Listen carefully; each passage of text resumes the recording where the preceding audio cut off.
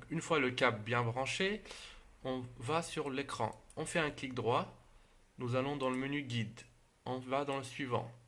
Suivant. Donc là, on va faire un test réseau. Il faut que vous ayez la passerelle, le réseau et le DNS. OK. Une fois que ce test est OK, vous pouvez passer à suivant. Autrement, s'il n'est pas OK et que votre câble est bien branché, vous allez sur l'onglet réseau. Vous veillez à ce que le DHCP soit activé. Ça voudrait dire que la box internet va donner une adresse disponible au boîtier DVR. Donc vous confirmez et vous refaites le test. À partir de ce moment-là, vous faites suivant. Là, bon, je vais vous mettre ça en visu. Je fais un clic droit. Je vais dans le menu. Je vais dans le système alarme.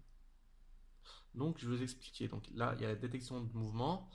Il y a le blended qui est le blindage, donc le masquage de la caméra et perte pour la perte vidéo. Pour la détection de mouvement, je peux choisir quelle caméra régler. Donc on laisse sur la caméra 1, je l'active. La sensibilité de la caméra, on a plusieurs levels. Si jamais vous trouvez qu'elle se déclenche trop souvent pour un petit oiseau, un chat, donc on peut régler ici la détection. On peut configurer la zone. Par exemple ici, j'ai juste activé la route. Donc tout ce qu'il y a autour en cas de détection de mouvement, ça ne déclenche pas d'alarme. Si, donc, pour régler, c'est simple. Attendez, je le refais. Voilà. Donc moi par exemple je veux surveiller que la route. Je viens ici avec ma souris, je reste appuyé sur mon curseur et hop, je dis en cas de passage sur la route, je déclenche une détection de mouvement. Je fais un clic droit, je confirme. Donc je reviens sur ma détection de mouvement. La période. Si je veux avoir une détection de mouvement sur une période précise, en un jour précis, je peux configurer. Donc ici on a tous les jours de la semaine et on a des plages horaires pour dimanche par exemple. Donc ici on va avoir notre petit calendrier. On peut dire que de minuit à 1h du matin, je veux activer la détection de mouvement. Et après je ne l'active pas. Bref, c'est en fonction de vos besoins. En cas de détection de mouvement, j'active l'enregistrement sur la caméra 1, 2, 3, 4. Ce qui veut dire que si jamais la caméra 1 détecte un mouvement, toutes les caméras enregistrent en même temps. Si vous voulez que ce soit que la caméra 1, bon bah vous désactivez toutes les autres caméras. C'est aussi simple que ça. Donc je peux cliquer pour recevoir un message sur l'écran. Donc ça ne nous intéresse pas. Nous ce qui nous intéresse c'est de recevoir un email. Donc je clique dessus. Donc là je confirme. Dans le masquage, donc pour la caméra 1, si jamais quelqu'un tente de masquer, je reçois une notification. Donc là j'active. Donc c'est toujours pareil, sensibilité moyenne, période, bon bah je laisse tout le temps. L'enregistrement sur la caméra 1, 2, 3, 4. Si jamais la caméra 1 surveille la caméra 2, donc s'il y a quelqu'un qui essaye de masquer une caméra, ben, la caméra 2 pourra enregistrer la personne. Donc je reçois aussi un mail. Donc là je confirme. En cas de perte vidéo, j'active. Je déclenche un enregistrement de toutes les caméras et je vais recevoir un mail. Donc si quelqu'un vient avec une pince couper le câble et qu'une caméra qui est là, donc ça enregistre. Je confirme.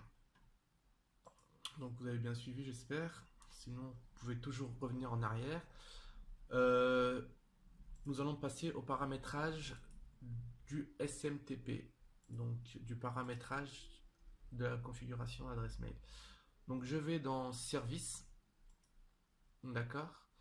Mobile annoncé activé, nuage. Donc il faut que le cloud soit connecté, donc lié. Je vais dans les paramétrages, email, paramétrage, SMTP.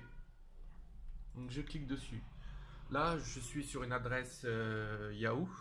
Donc le SMTP de Yahoo, c'est smtp.mail.yahoo.com. J'active bien le SSL, donc la sécurité. Donc ça met le port 465. Le nom du compte email. Donc c'est devsilinfo@yahoo.com. Le mot de passe. Donc c'est notre mot de passe de notre boîte email. Donc l'expéditeur, c'est le même nom que l'utilisateur. Et le destinataire, ça peut être l'émetteur qui est le destinataire. Donc c'est vous qui vous envoyez à vous-même, ou sinon vous pouvez mettre d'autres adresses mail. Donc la vôtre, celle de votre ami, votre femme, pour recevoir une notification. À partir de ce moment-là, donc je fais un test courrier. Donc le nom, il y a une erreur. C'est tout à fait normal. Donc, il n'y a rien de grave. Donc je vais sur mon PC. Attendez, je vais vous montrer en même temps. Sur mon PC, j'ai reçu sur mon compte une tentative de connexion. C'est tout à fait normal. C'est moi. Donc je veux désactiver la sursécurité parce que bon, je vais dans ce lien qui est mon compte Yahoo. Donc je me reconnecte, hein. Donc, ici, je vais dans mon compte Yahoo. Donc voilà. Ici, vous avez une petite encoche, un petit curseur à activer pour activer les applications qui utilisent des connexions moins sécurisées. Donc là, j'active ici. Hop. Donc c'est activé. Là, je reviens ici, donc boîte de réception. Voilà, donc je reçois un autre email de Yahoo, bon, pour me dire que j'ai désactivé le pare-feu ou je ne sais quel oui, donc le paramètre d'accès moins sécurisé. Ce qui est normal. Hop. Je reviens à la boîte de réception. Je retourne sur mon boîtier DVR. Là, je fais un test courriel. Il doit être OK normalement. Donc, message test envoyé, succès. Hop. Donc, boîte de réception. Donc j'ai un message pour me dire que les paramètres ont changé. Et j'ai un mail pour me dire que le test est OK. Donc là, je confirme. Hop. Et je confirme aussi. Et là, je fais annuler, annuler. En cas de détection de mouvement, j'ai des petits pas ici, là. Donc, pour me dire qu'il y a un mouvement. Et voilà. Et là, je peux voir que je reçois un email d'un événement me disant événement d'alarme détection de mouvement, de vidéo fin, heure de début avec la date, la caméra en question, le nom du matériel et l'adresse IP locale. Donc vous pouvez être alerté en direct en cas de détection de mouvement. C'est intéressant un peu d'avoir un compte à part pour pas spammer votre boîte email. Car avec le nombre d'emails que vous pouvez recevoir en cas de détection de mouvement, ça peut vite saturer votre boîte email. Donc c'est toujours bien d'avoir une boîte email exprès pour ça. Donc en l'occurrence Yahoo, vu que vous avez vu la méthode afin de recevoir les emails. Donc merci à vous, à très bientôt dans de prochaines vidéos.